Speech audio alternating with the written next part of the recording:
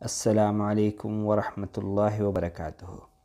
ناظرین، میں آپ کو اپنے چینل شکیل پردیسی ولاگز پر خوش آمدید کہتا ہوں اور امید کرتا ہوں کہ آپ خیر و عافیت سے ہوں گے۔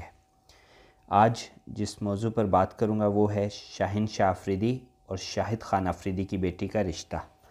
آیا کہ کیا رشتہ طے ہو گیا ہے یا خالی افواہ ہے؟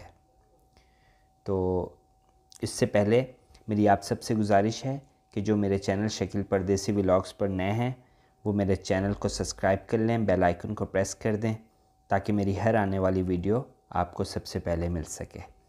شکریہ۔ تو چلیے خبر کا آغاز کرتے ہیں۔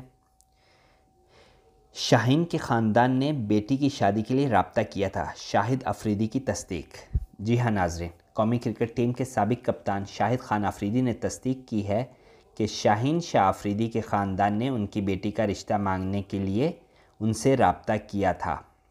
سماجی رابطوں کی ویب سائٹ ٹویٹر پر جاری اپنے بیان میں شاہد خان آفریدی کا کہنا تھا کہ اس رشتے کے حوالے سے دونوں خاندانوں کا آپس میں رابطہ ہے۔